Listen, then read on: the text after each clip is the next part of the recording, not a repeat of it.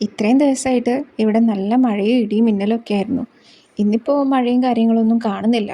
അപ്പം പിന്നെ ഫുഡൊക്കെ കഴിച്ച് അങ്ങനെ ഇരുന്നപ്പോൾ വിചാരിച്ചു ഒന്ന് പുറത്തേക്കൊക്കെ പോയിട്ട് വരാമെന്ന്. പ്രത്യേകിച്ച് പ്ലാനിങ് ഒന്നും ഇല്ലാത്തതുകൊണ്ട് എങ്ങോട്ടാണെന്നൊന്നുമില്ല, അങ്ങോട്ട് പോകുക തന്നെ. അതുകൊണ്ട് തന്നെ ഇപ്പം എങ്ങോട്ടാണ് പോകുന്നതെന്ന് പറഞ്ഞു തരാനും എനിക്കറിയില്ല. അങ്ങനെ അവസാനം ആദ്യം എങ്ങോട്ടാണ് പോകേണ്ടതെന്നുള്ള കാര്യത്തിൽ ഒരു തീരുമാനമായിട്ടുണ്ട്. എന്തായാലും നാദാപുരം വരെ എത്തിയില്ലേ, അപ്പോൾ ട്രെൻഡ്സിലൊന്ന് കയറി നോക്കാമെന്നായി ഞാൻ. ഡ്രസ്സ് എടുക്കാനുള്ള പ്ലാനിങ് ഒന്നും എന്തായാലും ഇല്ല.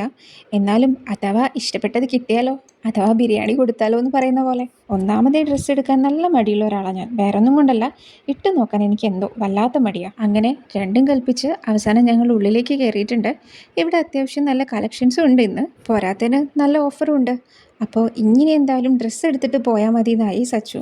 ഡ്രസ്സിട്ട് നോക്കാനുള്ള മടി കാരണം സച്ചുവിൻ്റെ കാലിൽ വീഴണമെന്ന് ആലോചിച്ചിരിക്കുമ്പോഴാണ് സച്ചു എൻ്റെ അടുത്ത് ചോദിച്ചത്, എനിക്കൊന്നും ഇഷ്ടപ്പെട്ടില്ല, നിനക്ക് ഏതെങ്കിലും ഇഷ്ടപ്പെട്ടതുണ്ടോ? സത്യം പറഞ്ഞാൽ ആദ്യം എടുത്തൊരു കോട്ട് സെറ്റ് എനിക്ക് നല്ലപോലെ ഇഷ്ടമായി. പക്ഷേ ഇട്ട് നോക്കാനുള്ള മടി കാരണം എനിക്കൊന്നും ഇഷ്ടമായില്ല എന്ന് പറഞ്ഞാൽ മെല്ലെ അവിടെ നിന്ന് ഇറങ്ങി. ഇനിയിപ്പോൾ എനിക്ക് പ്രത്യേകിച്ച് പണിയൊന്നുമില്ല. ഇനി ആകെയുള്ള എൻ്റെ ഒരു പണി എന്താണെന്ന് വെച്ചാൽ ഫുഡ് എന്ന് പറഞ്ഞുകൊണ്ടിരിക്കില്ല. ഇനിയിപ്പോൾ എന്താ ചെയ്യേണ്ടതെന്നുള്ള കാര്യത്തിൽ എനിക്ക് പ്രത്യേകിച്ച് ധാരണയൊന്നും പക്ഷേ സച്ചുവിന് ആ കാര്യത്തിൽ നല്ല ധാരണ ഉണ്ടേനൊന്ന് എനിക്കൊരു ഷോപ്പിൻ്റെ മുന്നിലെത്തിയപ്പോഴാണ് മനസ്സിലായത്. പക്ഷേ വലിയ പ്ലാനൊന്നുമല്ല. ഇതിപ്പോൾ അനിയനും സച്ചുവും കൂടെ അവർക്ക് രണ്ടുപേർക്കും ഡ്രസ്സ് നോക്കാനായിട്ട് നാദാപുരത്ത് തന്നെയുള്ള വേറൊരു ജെൻസിൻ്റെ ഷോപ്പിലേക്ക് വന്നതാണ്. ഷോപ്പിൽ അത്യാവശ്യം നല്ല തിരക്കുള്ളതുകൊണ്ട് തന്നെ ഞാൻ പോകുന്നില്ല, വണ്ടിയിൽ തന്നെ ഇരിക്കാമെന്ന് വിചാരിച്ചു. ഇതും വേറൊരു തരത്തിലുള്ളൊരു മടിയാണ്. എന്തായാലും നീ വരുന്നില്ലല്ലോ, എന്നാൽ പിന്നെ വെറുതെ ഇരിക്കുമ്പോൾ കഴിക്കാമല്ലോ എന്ന് പറഞ്ഞിട്ട് സച്ചു അടുത്തുള്ള ഷോപ്പിൽ നിന്ന് എനിക്ക് കുറച്ച് ചോക്ലേറ്റ്സ് ഒക്കെ കൊണ്ടു തന്നു. ഇപ്പം ഞാൻ പറഞ്ഞൊരു മടിയില്ലേ, ആ മടി എനിക്ക് വരാനുള്ള കാരണം ഇതൊക്കെ തന്നെയാണ്. പ്രത്യേകിച്ച് വലിയ കാര്യമൊന്നുമില്ല. ടേസ്റ്റ് നോക്കി ആ ചോക്ലേറ്റ്സ് എല്ലാം ഞങ്ങൾ 3 പേരും തന്നെ കഴിച്ചു തീർത്തു. അപ്പം പിന്നെ വേറെ പ്രത്യേകിച്ച് വഴിയൊന്നുമില്ലല്ലോ, രണ്ടാമത് പോയി കുറച്ച് ചോക്ലേറ്റ്സും കൂടെ വാങ്ങിക്കൊണ്ട് തന്നു. ഇതെനിക്കുള്ള കൈക്കൂലിയാന്നുള്ള വലിയ സത്യം ഞാൻ വളരെ ലേറ്റായിട്ടാണ് മനസ്സിലാക്കിയത്.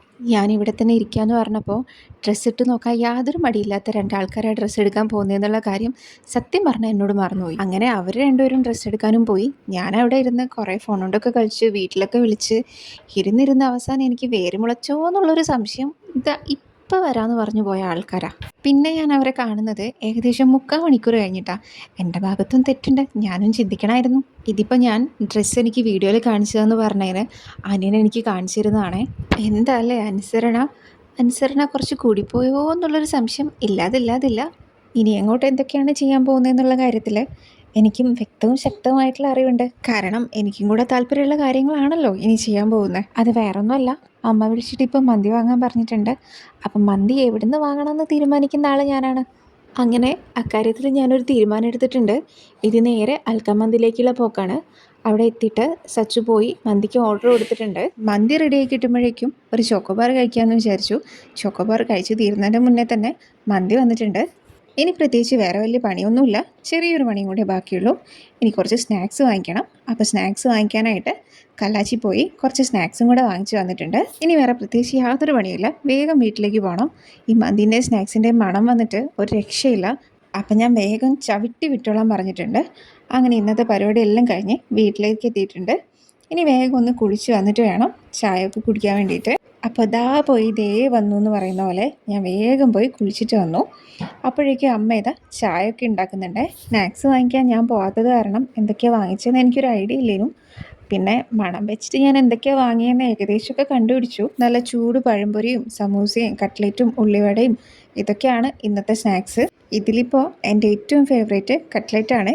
ഈ കട്ട്ലറ്റ് കഴിക്കാനുള്ള കൊതി കൊണ്ടാണ് ഞാൻ പെട്ടെന്ന് എൻ്റെ പണിയൊക്കെ തീർത്ത് വന്നത്.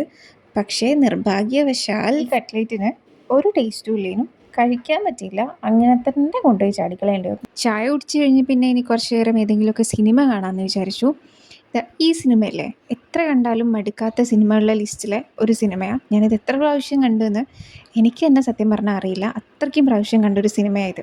ഇതിപ്പോൾ രാത്രി ഫുഡ് കഴിക്കാനുള്ള ടൈം ആയിട്ടുണ്ട്.